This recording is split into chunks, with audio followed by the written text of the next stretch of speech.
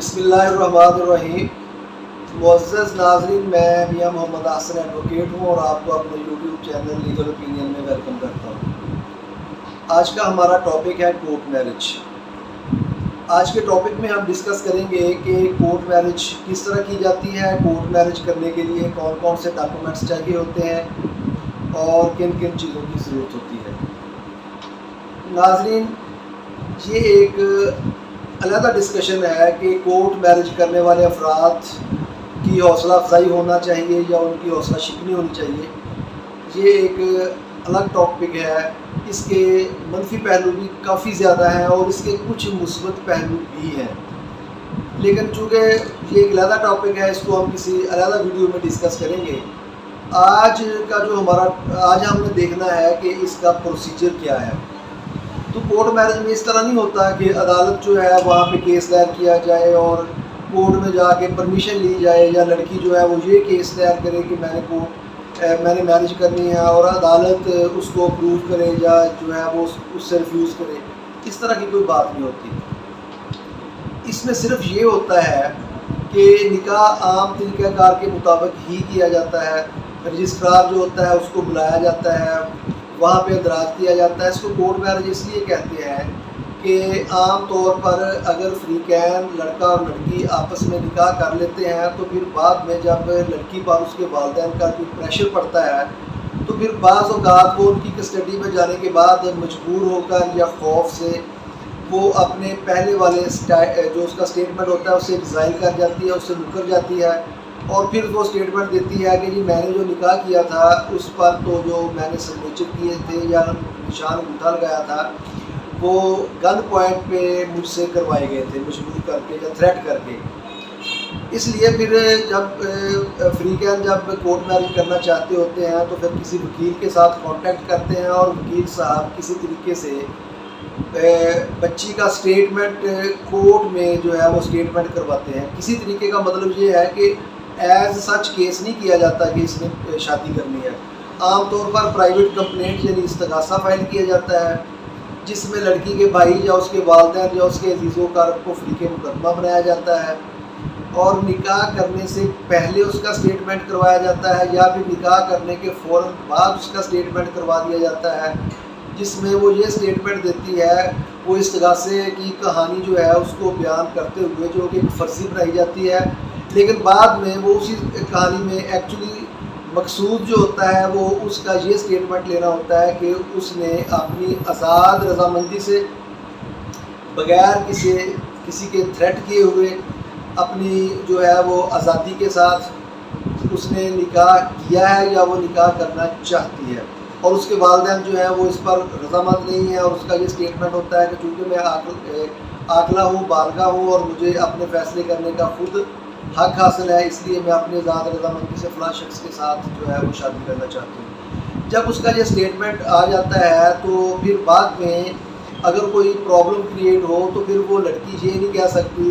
کہ مجھ سے بیان جو ہے یا دستخط جو ہے وہ تھریٹ کر کے لیے گئے ہیں، کیونکہ عدالت میں جو بیان ہوتا ہے اس کو پرزمپشن آف ٹروتھ حاصل ہے اور یہ سمجھا جاتا ہے کہ وہ بیان کسی کو تھریٹ کر کے نہیں لیا جا سکتا، جو بیان کورٹ میں لیا جاتا ہے۔ اور اس بیان کے بعد پھر جب اس کا یہ اسٹیٹمنٹ ہو جاتا ہے، اس اسٹیٹمنٹ کی روشنی میں یا اس اسٹیٹمنٹ کی پروٹیکشن میں باقی کی کارروائی جو ہے وہ وکیل صاحب کے دفتر ہی میں ہوتی ہے۔ وہیں پہ نکاح رجسٹرار بلایا جاتا ہے، وہیں پہ گواہان موجود ہوتے ہیں اور ان کا نکاح جو ہے وہ پڑھایا جاتا ہے اور ان کے دستخط یا سگنیچرز وغیرہ جو ہے وہ لے لیے جاتے ہیں۔ اور اس میں بعض اوقات یہ ہوتا ہے کہ کبھی کبھار بعض وکلا جو ہے وہ اسٹیٹمنٹ نہیں کرواتے تو وہ ایک بیان حلفی تیار کرتے ہیں اور لڑکی کے بیان حلفی پر سگنیچر لے لیے جاتے ہیں اور اس کے بعد اس کا نکاح کر لیا جاتا ہے۔ تو جو بیان حلفی پر لیے گئے سگنیچر ہوتے ہیں اس سے ریزائن کرنا بھی لڑکی کے لیے آسان ہوتا ہے۔ پھر بعد میں اگر کوئی مسئلہ بنے تو پھر وہ یہ بھی کہہ سکتی ہے کہ جو بیان حلفی ہے اس پر بھی زبردستی مجھ سے جو ہے وہ سگنیچر کروائے گئے ہیں، اس لیے ضروری یہ ہوتا ہے یا اہم یہ ہوتا ہے کہ لڑکی کا اسٹیٹمنٹ کورٹ میں کروا لیا جائے۔ اور اس کے مثبت اور منفی پہلو کیا ہوتے ہیں؟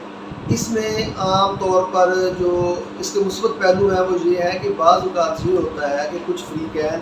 کے جو والدین ہوتے ہیں یا عزیز و کارب، بعض اوقات بچی کے عزیز و کارب میں بٹے سٹے کا جو رواج ہوتا ہے اس کے لیے پھر وہ یہ نہیں دیکھتے کہ جس لڑکے کے ساتھ شادی کر رہے ہیں اس کی ایج کتنی ہے، یا بعض لالچی قسم کے لوگ اپنی بچیوں کی شادیوں کے بدلے میں پیمنٹ لیتے ہیں، وہ یہ نہیں دیکھتے کہ اس کا گزر اوقات اس کی کس طرح ہوگی، تو اس لیے پھر لڑکی کو مجبوراً یہ اسٹیپ لینا پڑتا ہے۔ لیکن عام طور پر اس کے نیگیٹو پہلو بھی ہیں،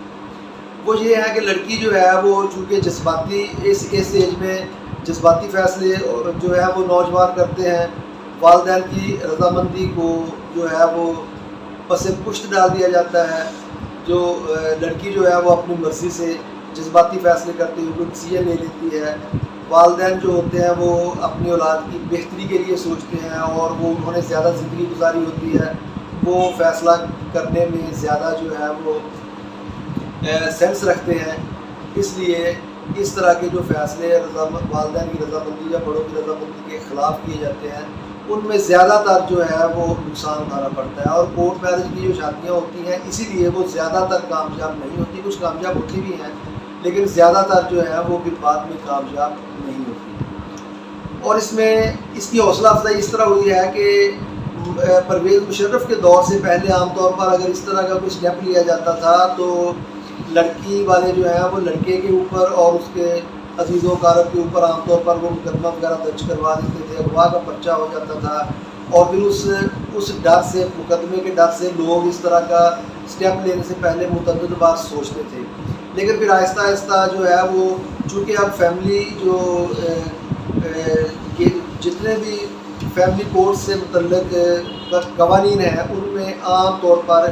جو ہے وہ خواتین کو زیادہ پریفر کیا گیا ہے اور ان کو ترجیح دی جاتی ہے۔ پھر لڑکیاں جو ہیں وہ اپنی مرضی کے فیصلے کرنے میں زیادہ جو ہے وہ اب پہلے کی نسبت وہ زیادہ آزاد ہو گئی ہیں اور ان کی حوصلہ افزائی ہوتی ہے، اور پیدر پہ ایسے جو ہے وہ ہائر کورٹس کے فیصلے آئے ہیں جس میں یہ کہا جاتا ہے کہ جو لڑکی کا اسٹیٹمنٹ ہوگا اس کو جو ہے وہ درست مانا جائے گا، تو اس کے ساتھ اگر وہ بعض فیصلے ایسے بھی ہیں کہ اگر لڑکی زبانی طور پر اس کا اندراج نہ بھی ہو اور وہ تسلیم کر لے کہ میں نے فلاں شخص کے ساتھ نکاح کیا ہے تو اس کو درست مانا جائے گا، اور اس طرح کی کئی جو ہے وہ فیصلے ہیں جس کی وجہ سے بچوں کو جو ہے وہ اس طرح کا قدم اٹھانے میں ان کی حوصلہ افزائی ہوتی ہے۔ اور عام طور پر اس نکاح کے لیے فریقین کا بالغ ہونا ضروری ہے، لیکن جب لڑکی کی عمر 18 سال کو نہیں پہنچی ہوتی، اس کا شناختی کارڈ نہیں ہوتا، تو پھر اس کی ایک تصویر لگائی جاتی ہے اور ساتھ اس کی عمر جو ہے وہ اندازے سے 18 سال سے زائد لکھ دی جاتی ہے، جبکہ بچی کی عمر 18 سال سے کم ہوتی ہے۔ اور حال ہی میں اس کی حوصلہ شکنی جو ہے وہ ایک فیصلے میں ہوئی ہے، وہ ہائی کورٹ کا ایک مشہور فیصلہ PLD 2022 اسلام آباد کا 2028 پیج میں جو جسٹس بابر ستار نے، جس میں وہ اسلام آباد کی بچی جو ہے اس نے پنجاب میں آ کے نکاح کیا تھا، جس کے مقدمے کا نام ہے مسمات ممتاز بی بی بنام قاسم وغیرہ، اس میں آنریبل جسٹس بابر ستار صاحب نے یہ فیصلہ دیا ہے کہ اگر بچی کی عمر 18 سال نہیں ہوگی تو پھر وہ اپنی 18 سال سے کم عمر میں وہ اپنی مرضی سے شادی جو ہے اس کا کانٹریکٹ نہیں کر سکتی، یعنی نکاح نہیں کر سکتی، اور اس کے نکاح کو کالعدم قرار دیتے ہوئے بچی جو ہے وہ والدین کے حوالے کرنے کا حکم صادر فرمایا گیا۔ تو یہ اس کے مثبت اور منفی پہلو تھے اور یہ اس کا پروسیجر ہے۔ تو اس طریقے سے جو ہے وہ کورٹ میرج کی جاتی ہے، اور یہ ہمارا آج کا ٹاپک تھا۔ تو اس کی بابت کافی لوگوں کے کویسچنس تھے، تو یہ میں نے کوشش کی ہے کہ اس کے دونوں پہلو جو ہیں اور اس کا جو پروسیجر ہے اس کو ڈیٹیل کے ساتھ ڈسکس کیا جائے۔ میرے خیال میں اس ٹاپک کی بابت کلیئرٹی آپ کے مائنڈ میں آ چکی ہوگی، اور اس ٹاپک کی بابت اگر کچھ کویسچن ہو تو آپ نیچے دیے گئے کمنٹ سیکشن میں سوال بھیج کر اس کا جواب حاصل کر سکتے ہیں۔ رہی یہ بات کہ یہ معاملہ، یہ کورٹ میرج جو ہے اس کی حوصلہ افزائی ہونی چاہیے یا نہیں، اس پہ یہ ایک علیحدہ ٹاپک ہے، اس پہ مکمل بحث ہو سکتی ہے۔ اور انشاءاللہ آئندہ کسی وقت ہم اس ٹاپک پہ اس پہلو پہ بھی جو ہے وہ بحث کریں گے اور اس کو ڈسکس کریں گے. تو آج کے لیے یہی ٹاپک تھا. آئندہ انشاءاللہ پھر کسی مزید ٹاپک کے ساتھ آپ کی خدمت میں حاضر ہوں گے. تب تک کے لیے اجازت. اللہ تعالیٰ میرا اور آپ کا حامی و ناصر ہو. السلام.